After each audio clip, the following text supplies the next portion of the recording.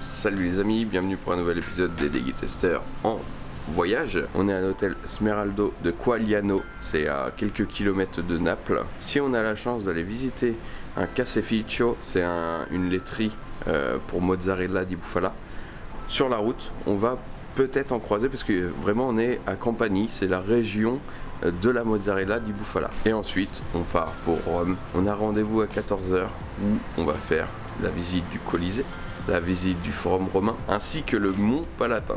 J'espère que ça va te faire kiffer. N'hésite pas à nous le dire en commentaire, n'hésite pas à nous lâcher un petit like et à t'abonner à la chaîne si jamais ce parcours et si notre chaîne de dégustation en général te fait kiffer, ça nous fait kiffer également. Donc c'est parti pour le petit déj et après direction le caseificio.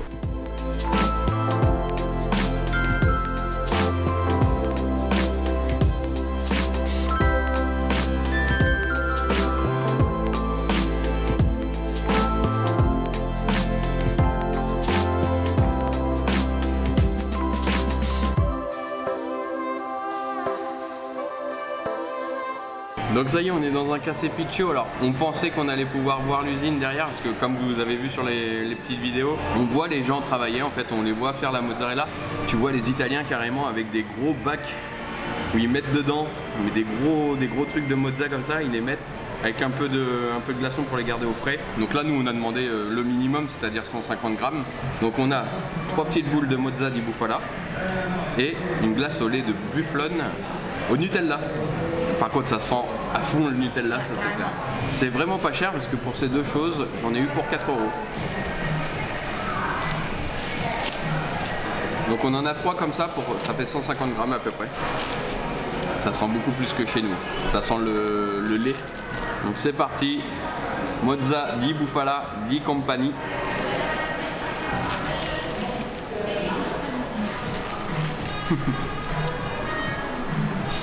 T'as du petit lait qui sort. En fait ça a le même goût que nous, sauf que beaucoup plus prononcé parce que c'est frais en fait. On parle pas de la mozza que vous trouvez en France de vache, mais de bufflone.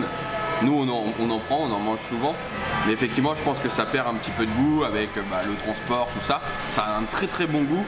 Mais là, même là, tu sens que ça a encore plus de goût, que c'est beaucoup plus frais. Et le petit lait que t'as pas forcément, ça t'asperge la bouche. Regardez la main. C'est du petit lait comme ça qui sort. Donc on est les seuls à être sur la zone de dégustation, à déguster de la mozza à 10 h du matin. Ils doivent se dire, ils sont complètement fous ceux-là. On va passer du coup à la glace. Donc vous voyez, glace au Nutella. Et effectivement en texture on dirait vraiment comme si on mangeait du Nutella. Mais c'est donc de la glace au lait de bufflone, saveur Nutella. Là c'est impressionnant. T'as l'impression de manger le pot de Nutella. En un tout petit peu plus crémeux. Bah ça c'est parfait pour les petites dépressives, au lieu de manger leur pot de Nutella, ils se mangent un pot de glace au Nutella. Alors c'est bon mais par contre... Ah ouais. C'est bourratif de ouf hein. Et ça se voit que c'est pas touristique parce qu'il n'y a que des Italiens. Vraiment tu t'as aucun étranger, ça parlait pas du tout étranger. Donc généralement quand tu as des Italiens qui vont dans un restaurant ou là un caseificio italien, c'est que c'est bon signe. Une bonne expérience, donc surtout à faire hein, parce que c'est la région de la mozza. Si tu kiffes la mozza, on a 160 km pour aller jusqu'à Rome, donc on se retrouve là-bas. Donc la route s'est plutôt bien passée. Au niveau du péage, on a payé 17 € pour faire Naples-Rome. Bon, c'est vraiment touristique hein, par contre. Là, on est sur du Versailles, on est sur de la Tour Eiffel, tu vois.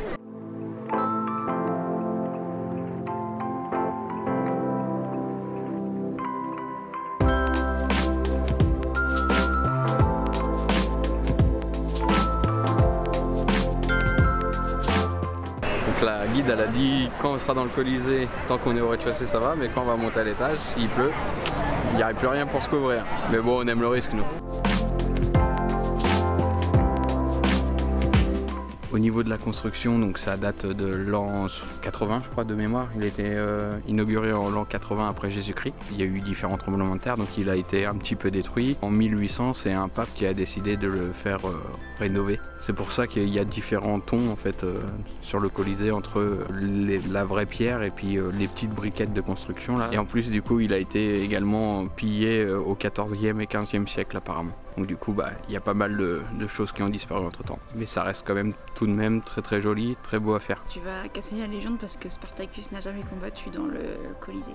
Parce qu'il est né 100 ans avant. Voilà, un mythe s'effondre. Donc c'est impressionnant pour la capacité parce que c'est entre 45 000 et jusqu'à 60 000 personnes qui pouvaient rentrer dedans. Donc, un beau stade.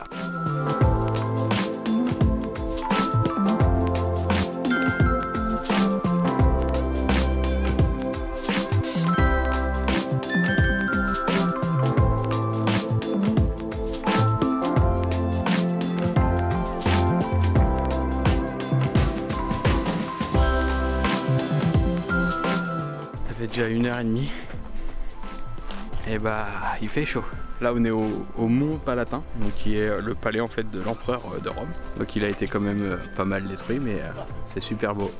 Chapeau melon et bottes de paille. Donc le Mont Palatin a été construit par le premier roi de Rome qui s'appelait Romulus. Ce qui est appréciable ici, c'est que par rapport au Colisée, c'est beaucoup plus grand, donc du coup il y a beaucoup moins de touristes parce que Colisée, tu te marches dessus, c'est horrible.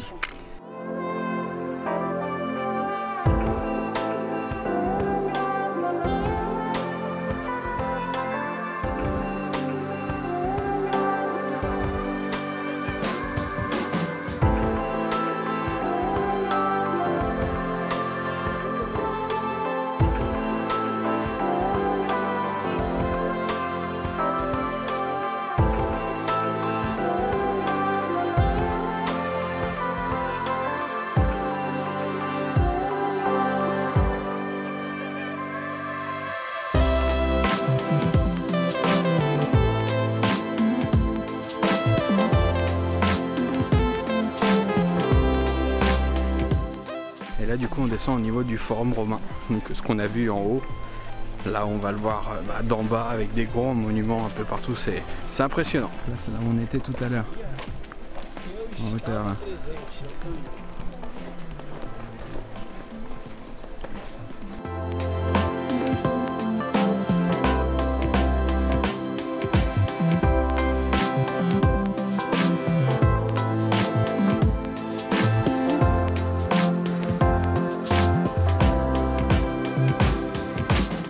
J'avoue que je suis chauvin et que j'adore les monuments français, mais par contre ils nous surplombent au niveau de l'histoire, c'est affolant le nombre de bâtiments qui ont presque 2000 ans et qui sont vraiment très bien conservés. T'as des monuments partout, tu sais plus où donner de la tête.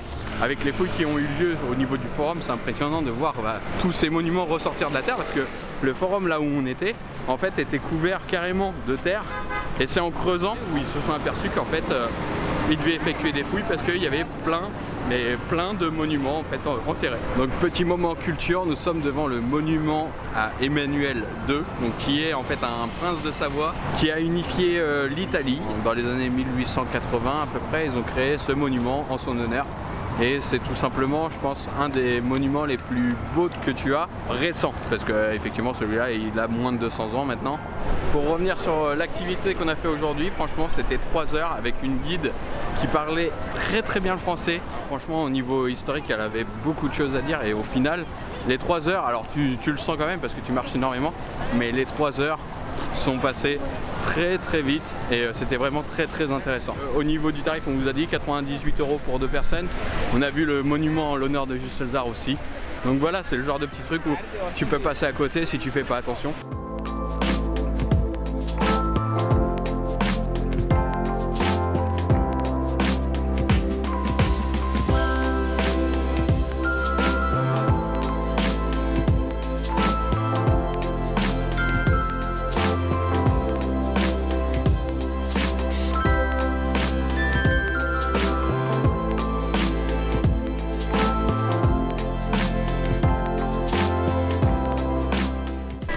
De Balus a des étoiles dans les yeux. Je suis émerveillée par le talent des gens. Nous on a plus le talon que le talent. On va aller prendre une douche, on va chercher un resto parce qu'on n'a pas de restaurant pour ce soir encore de prévu. Donc on a pris notre petite douche, ça y est, on est tout propre. Et on se balade dans Marino, c'est là où il y a notre hôtel. Mais franchement la ville en fait, elle est très typique. Avec des gros hôtels comme ça. Vraiment des ruelles à l'italienne quoi, là ça mérite son nom. Vous voyez les immeubles là comme ça là. Et la Rachoua voulait se taper un plateau charcuterie fromage. Donc du coup je lui ai trouvé un petit restaurant logiquement, on ne sait pas s'il est ouvert. Suspense total là. Ça donne pas envie d'y aller. Osteria della Stazione, Ristorante. Mais là. On aime le danger, on aime les ruelles toutes noires. Oula, il pleut. C'est tout mouillé. Ça a l'air fermé quand même. un petit peu. Bienvenue dans les quartiers chauds d'Italie où la prostitution bat son plein. Une jeune Normande se balade dans la rue pour pouvoir dealer de la crème. Malheureusement, pour le moment, elle ne trouve pas client. Elle bat le pavé dans un dédale de chaleur et d'humidité dont elle seule sait qu'elle ne pourrait ne pas en sortir vivante. Un restaurant sauvage fait son apparition. La Rachoua Mystère ne s'est pas laissée avoir par ces plats qui ne lui auraient pas suffi au ventre. Elle a décidé de partir et de tenter l'aventure ailleurs. Elle a remarqué un petit restaurant éclairé dans la pénombre. Est-ce qu'elle va pouvoir manger à sa faim? Ou sera-t-elle obligée également de rebrousser chemin? Il semblerait que ce restaurant soit également complet. Allons-nous réussir à manger un jour?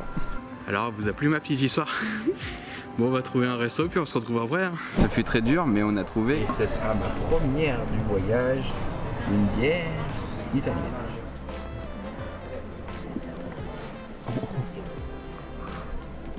On dirait de la bière de stade. Voici un petit plateau d'entrée pour pouvoir se revigorer. Tranche de... Comme ferait Caradoc.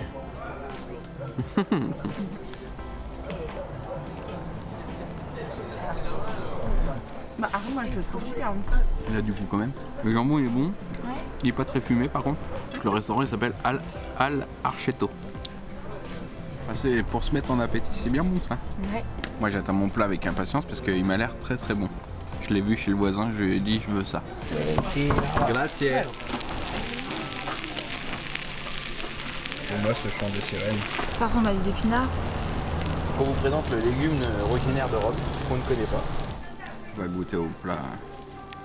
Ah oui, ça c'est Oh oh, une côte de porc. Oui, c'est énorme. Bien épaisse et bien juteuse. Ça sent bon par contre je trouve. Alors c'est trop bon. Donc c'est de la chicorée amère. Cicoria. Alors effectivement t'as un petit côté amer, pas très prononcé. Le poivre tu le sens bien. Ah, tu vois pour des légumes. Il m'a dit c'est un truc typique, typique de Rome. Regardez-moi l'épaisseur du truc. C'est immense. Regardez-moi la beauté de ce truc. Oh, oh, oh, oh, oh. Po, po, po. C'est parti pour la viande. Ils m'ont pas demandé la cuisson, mais j'aime bien la cuisson comme ça, la cuisson limite bleue à l'intérieur.